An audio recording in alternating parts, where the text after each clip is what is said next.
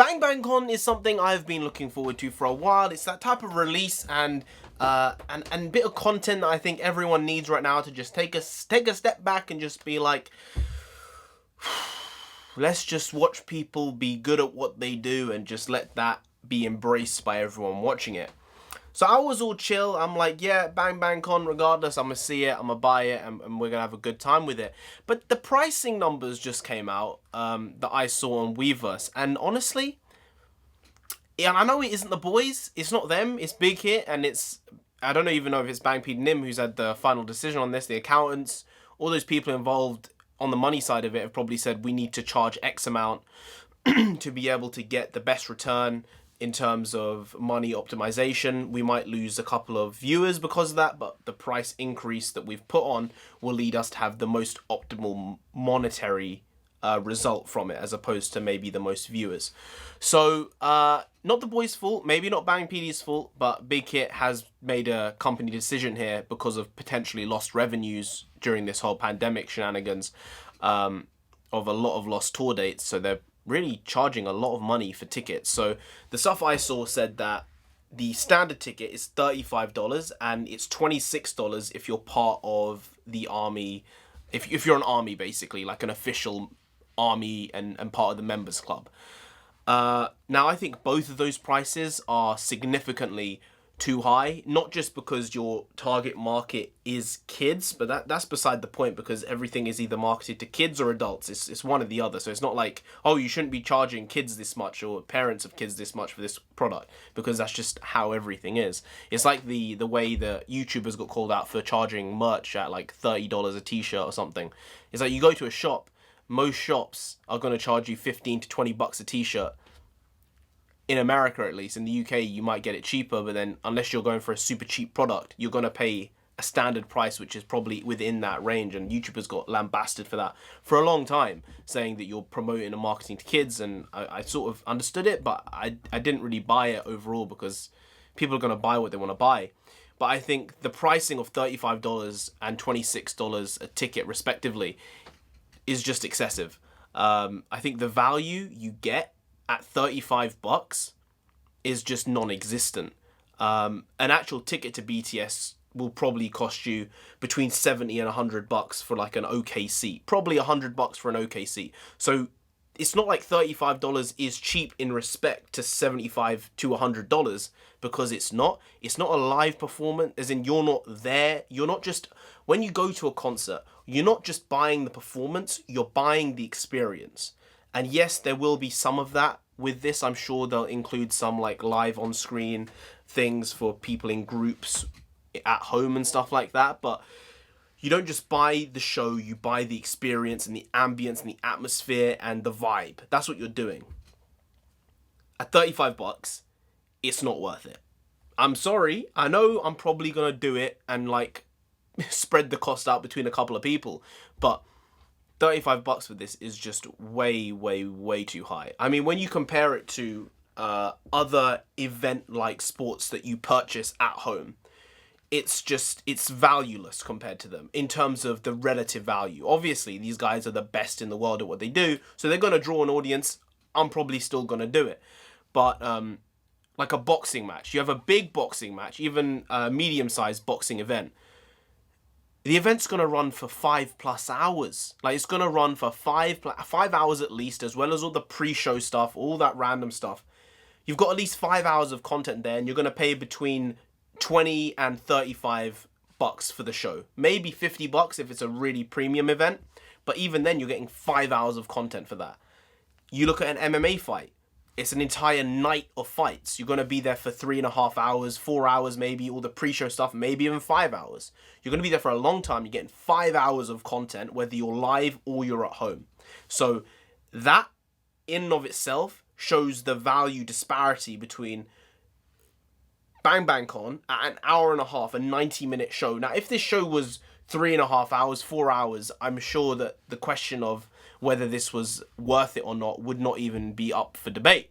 But the fact it's a 90-minute concert, and I mean, it's not easy to do it for 90 minutes. I've seen BTS perform twice now, and it is very, very difficult. It's not easy. They put themselves through it.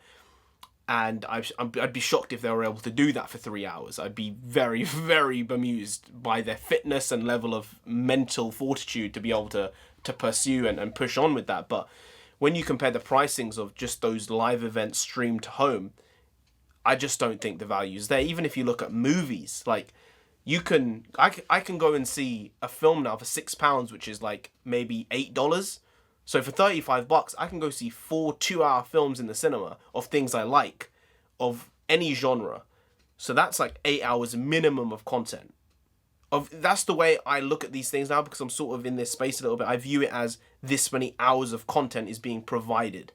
And if you're just renting films as opposed to buying films, you're looking at 10 films for $35 probably. So you're looking at 20 hours plus of content, and you might be able to rewatch those films 2 times as opposed to just watch it once. So I do think it's a very, very odd play from Big Hit to charge this much for the ticket. Now you could say, what's the right price for the ticket? I don't know, because I don't know the production they've set up. I know that the actual project is going to be way cheaper for them overall than doing a show. It just will be, inherently, because there's no security fees, there's no stadium fees, unless they might be performing in a stadium, but the actual security and all that stuff, the people, the amount of workers there is just going to be diminished. It's going to be very small because we are still under some type of pandemic rule right now, even in Korea to some degree.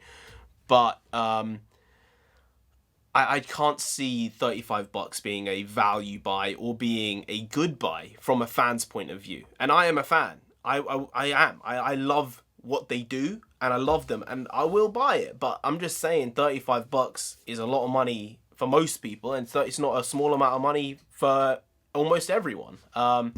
So it's an odd decision, because I would say $15 probably would have said everyone who's a BTS fan would have bought that for $15. Every single person. I don't know what that number's going to be at $35 though. I think at $10 you would have had people who aren't even BTS fans buying it, because it's like, oh, it's $10. I'll buy an hour and a half's worth of content for $10. Sure, we'll have a look at what it is. Even if you don't like K-pop, some people, it's just the curiosity, you know.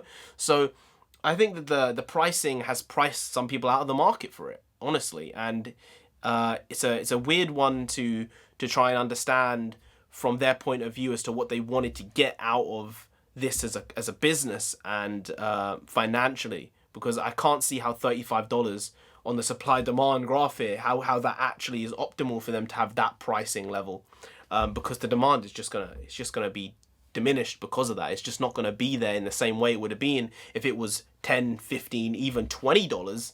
You might even say at $20, it's like a premium cinema ticket. Okay, sure. Maybe that's viable. I'll buy that. I'll give it to you.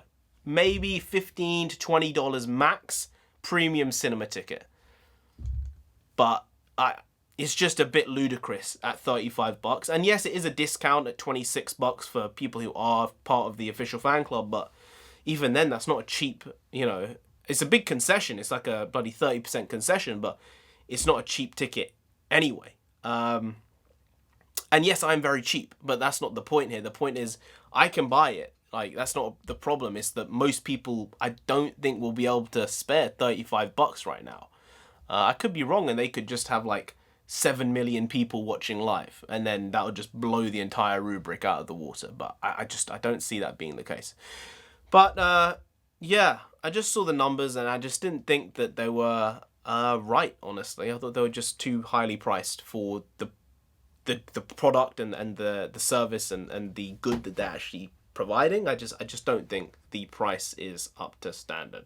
But that's just me, and I'm a cheap son of a bitch. Anyway, guys, if you did enjoy this video, please do like, share, comment, and subscribe to the channel down there. If you didn't, then Jin himself will come after you, alright? Broad shoulders. You saw what happened. You saw what happened in August D2. What happened? Jin turned around, started fighting with Jungkook. No reason. No reason was there for the fighting, but fighting happened nonetheless.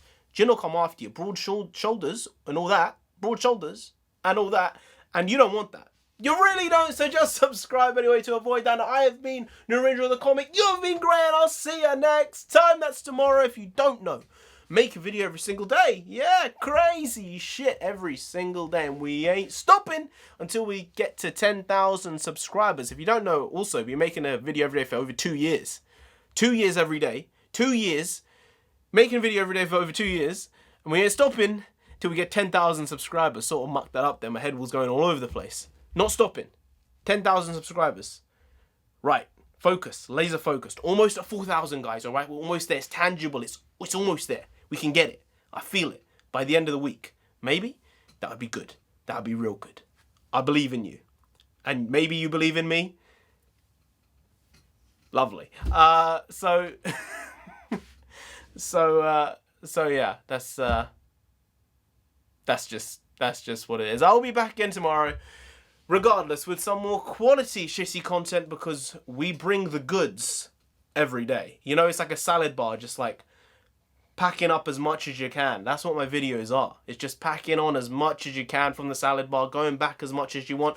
The video's there all day, every day, for anyone to see whenever they want. You can just click watch later, watch later, watch later. It's like a buffet. It's incredible. It's an incredible thing that this platform provides. A salad bar of content. Wow. Bloody hell. As I said, I'll be here again tomorrow because I am hashtag never not here. Because I am, well, I just said it.